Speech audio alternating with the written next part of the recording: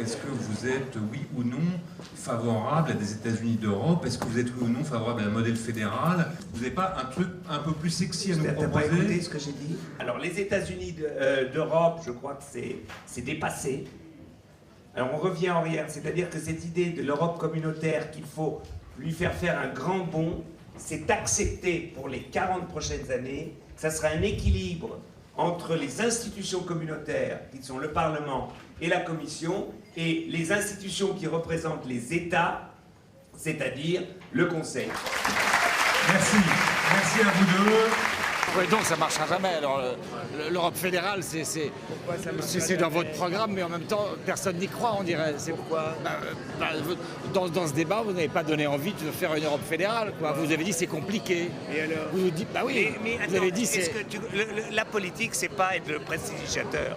La politique, c'est de dire que pour arriver à ce que justement l'Europe soit quelque chose qui puisse, où les citoyens puissent intervenir, il faut d'abord le penser. Mais le problème de la politique aujourd'hui, c'est que des journalistes comme toi disent il faut dire aux gens c'est facile, il n'y a qu'à y aller. Non, j'ai pas dit ça.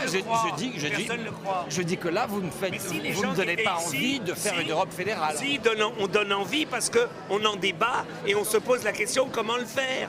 Qu'est-ce que ça veut dire donner envie? Mais on a l'impression que baiser en public pour donner envie ou quoi? On a l'impression que vous pensez qui va être le premier parti, qui va être le président machin. Politique, voilà. Un parlement, c'est des élections parlementaires. Oui, dans un parlement, il faut qu'à un moment, dans la pédagogie, dans les pays, on comprenne qu'à la fin, il faut savoir quelle est la majorité qui peut, dans ce parlement, faire évoluer les choses d'une coche. C'est fondamental. Et tant qu'on ne pensera pas l'Europe comme une Europe politique, où effectivement c'est aussi un problème de majorité et de coalition, on ne comprendra pas le fonctionnement de l'Europe.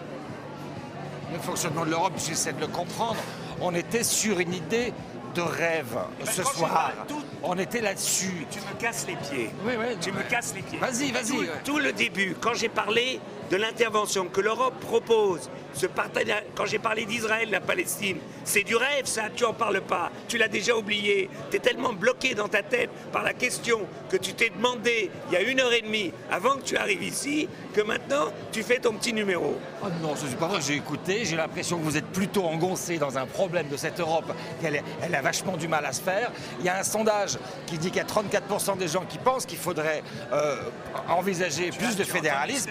Et oui, et vous dites, il faut convaincre les autres. On ne peut pas faire contre les autres. Bah oui. Il peut pas. Oui, mais c'est vrai. Donc on ne peut pas partir sur cette idée de rêve. On ne peut pas rêver là-dessus. Voilà. Alors d'abord tu dis qu'il faut rêver, et après tu te dis mais on ne peut pas rêver. Mais non, visiblement, c'est pas d'ordre du jour. C'est pas à l'ordre du jour cette question-là. Si, parce qu'il y a 40% de gens qui disent, et d'abord de ces gens, la plupart c'est nos électeurs, qui disent il faut que l'Europe fasse un grand bond en avant. Et maintenant, en tant que politique, à nous, c'est de dire oui, et en même temps de rassurer ceux qui ont peur de ce bond pour que le bond puisse se faire. C'est ça la politique. La politique, c'est pas dire n'importe quoi. C'est pas être éditorialiste d'un journal ou d'une télévision où tu dis une chose une journée et le contraire le lendemain et ça fait rien. On appelle ça les médias. Je dis, aujourd'hui, le problème de l'Europe, c'est en même temps de montrer une ligne qui aille très loin et en même temps d'essayer d'expliquer que l'on peut l'emmener tout le monde en respectant les uns et les autres. Sinon, la politique ne se fait pas. On a l'impression aujourd'hui que la droite et la gauche, ils disent tous qu'il faut modifier le capitalisme. Non. On a l'impression qu'ils disent tout ça, en France en tout cas. Hein. Oui, mais la réalité... À part Besancenot, il dit non, c'est pas possible, on peut rien faire. Non, il dit qu'il faut faire la révolution, mais c'est autre chose. Aujourd'hui, il y a des propositions très claires. Par exemple, aujourd'hui, les gouvernements disent on a une politique coordonnée contre la crise économique et contre la crise climatique. Ce n'est pas vrai. Il n'y a aucune coordination. Il y a 27 plans nationaux.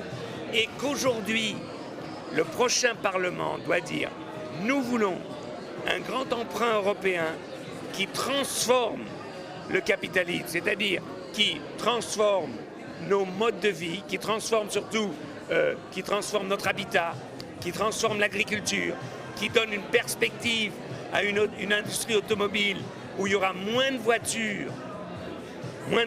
qui consommeront moins. Donc il faut un bouclier social pour que les salariés qui perdent leur travail eh bien, aient un salaire de transformation pour qu'ils puissent travailler dans d'autres entreprises. Ça, c'est la réalité de la transformation du capitalisme. D'accord, ça c'est un projet politique, donc c'est une majorité qui peut arriver à ça. En même temps, est-ce que structurellement, le Parlement européen a le pouvoir d'agir? Ben, le Parlement européen, si il y a cette majorité qui décide ça, il se confronte au Conseil européen et c'est un bras de fer. Mais le Parlement, il incarne les Européens, alors que ce sont les États, encore une fois, qui décident en Europe. Non, c'est pas vrai ça. Tu dis n'importe quoi.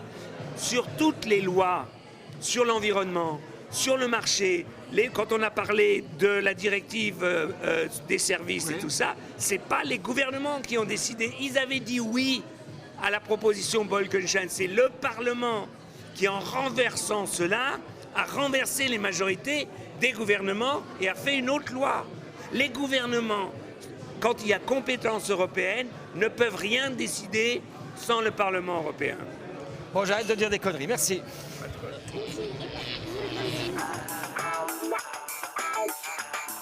Thank you.